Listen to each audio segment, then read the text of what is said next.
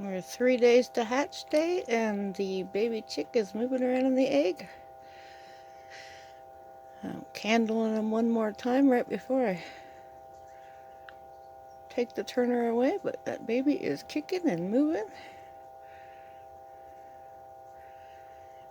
Hopefully we should have babies here in the next 3 or 4 days. Very, very active little ones.